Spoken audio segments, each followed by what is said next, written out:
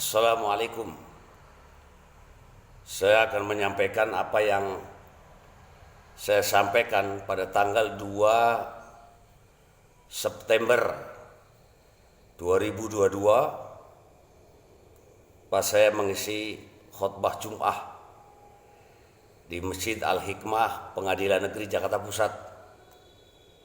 Dan pada waktu itu dihadiri oleh Direktur Peradilan Umum,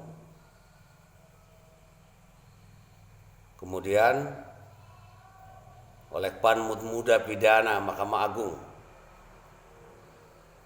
Saya nggak sebutkan namanya.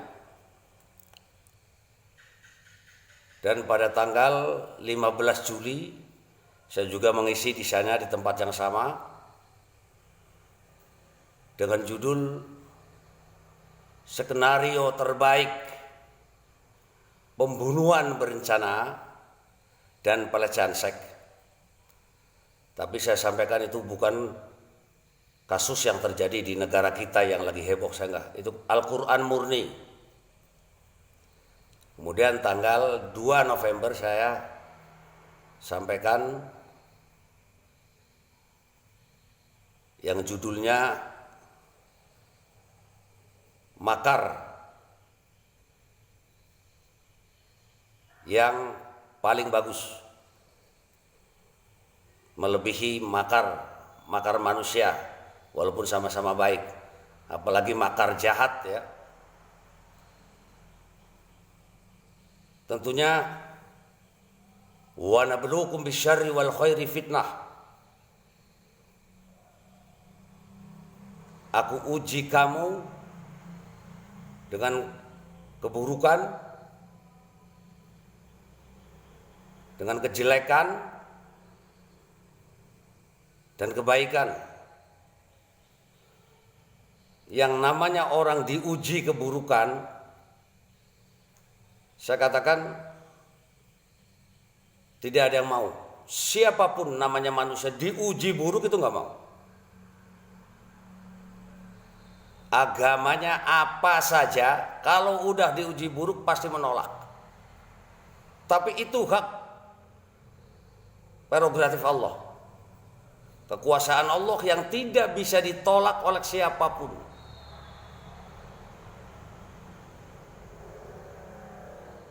Itu saya sampaikan mengenai tentang ujian. Maka saya sampaikan, saudara ingat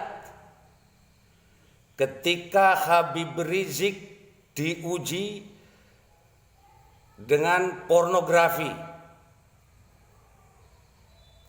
begitu hebohnya di negeri ini. Tanya Habib Rizik, apa dia mau? Dipastikan dia menolak. Baik benar atau tidak, itulah ujian. Sampai dia pergi ke luar negeri, kemudian diuji lagi.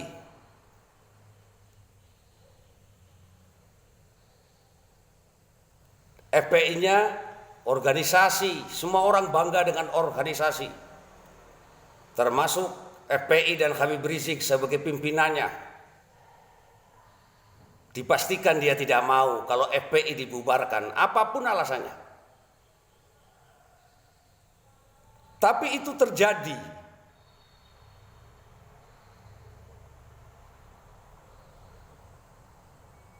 Dan yang ketiga, pembunuhan 6 laskar FPI. Itu ujian, saya katakan. Tanya sama keluarga dan orang tuanya, mau anaknya dibantai? Orang yang waras pasti menolak dan sakit. Satu. Yang kedua,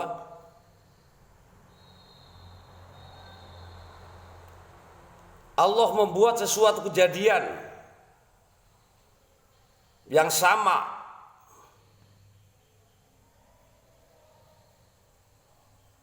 ketika Verdi Sambo istrinya menjadi buah bibir sebuah perbuatan yang memalukan, yang sangat memalukan. Seorang istri jenderal tanya kepada mereka, apa mau? Sampai mungkin berbagai macam cara dia lakukan, tidak ada yang mau. Dia pasti akan menolak. Tapi itu kemauan Tuhan. Kekuatan apa yang bisa menghalanginya bila Allah sudah menghendaki? Yang kedua, siapa yang mau Satgasus dibubarkan? Suatu kebanggaan organisasi apalagi resmi.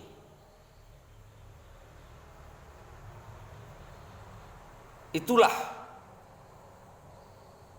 kebanggaan-kebanggaan oleh manusia yang dibanggakan, tapi Allah punya kehendak lain. Mana yang mau?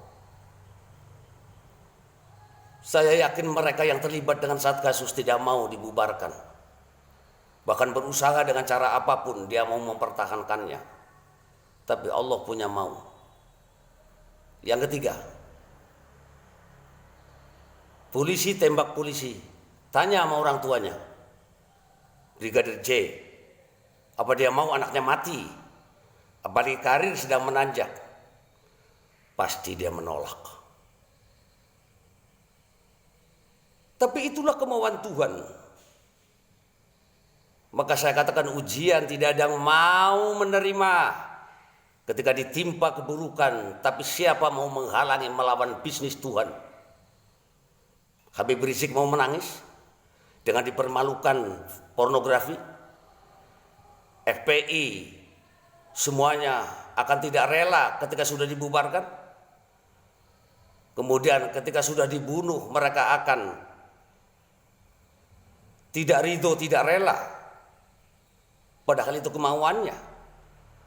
Atau Verdi Sambo dan keluarga, apa mau menolak? Apa instansi aparat kepolisian setelah Satgasus dibubarkan dia mau protes? Padahal itu kemauan Tuhan. Atau keluarga Brigadir J, dia mau nangis biar air mata berubah jadi darah. Apakah manusia yang sudah mati bisa hidup? Inilah hakikat manusia. Manusia tidak bisa tahu hakikat dirinya manusia. Wallahu a'lamu bissawab. Apa maksudnya? Sepanjang kita mengetahui bahwasanya manusia adalah sesuatu yang tidak bisa dicerna oleh nalar intelektual. Mau protes? Baik grupnya Sambo atau grupnya Habib Rizik dengan FPI-nya, silakan. Bila Tuhan sudah menghendaki. Maka saya sampaikan, kenapa manusia jadi ribut? Mulanya saya senang berdoa kepada Allah, tapi ada satu doa yang saya prioritaskan, yang sudah saya baca kurang lebih hampir 40 tahun. Dan itu saya prioritaskan, jangan sampai setiap hari tidak saya baca. Dan doa itu doanya Rasulullah SAW yang tidak ada hubungannya dengan dunia, yaitu tentang pengendalian diri. Rasulullah berdoa, Allahumma inni as'aluka nafsan mutmainnah. Ya Rabb, karuniakan untuk kami, mohon kepadamu jiwa yang tenang. Apa itu jiwa yang tenang? Tu'minu biliqa'ik, yang berani beriman ketemu dengan engkau. Watardo biqada'ik, menerima ikhlas ridho terhadap keputusan engkau. Wa taqna'u bi'ata'ik, dan menerima ridho ikhlas dengan pemberian engkau. Kenapa manusia jadi ribut? Kenapa manusia jadi membuat huru-hara, saling membuat keramaian? Jawabnya sederhana, karena mereka tidak mau menerima takdir Tuhan, tidak mau menerima pemberian Tuhan. Orang sudah jelas salah, maunya benar, yang sudah jelas kalah maunya menang. Kalah maunya menang. Sudah salah maunya benar. Maka orang yang takut hukum adalah orang yang melanggar hukum. Dia akan mencari celah. Bagaimana dia bisa biar selamat, tidak terjerat dengan hukum. Maka kalau itu nafsu kita dibikin tenang, menerima takdir Tuhan, menerima pemberian Tuhan, bagaimana kepolisian dan jaksa sekaligus hakim, mereka akan lebih tenang. Semoga kita selalu diberikan jiwa yang tenang oleh Allah. Dan itu tidak bisa didapat kalau bukan karena rahmatnya. Yusuf berkata, "Wa ma ubarri'u nafsi, innan nafsa la'ammaratun bisu illa ma rahima rabbi, inna rabbi ghafurur rahim." Hadanallah wa iyyakum ajma'in. Wassalamualaikum warahmatullahi wabarakatuh.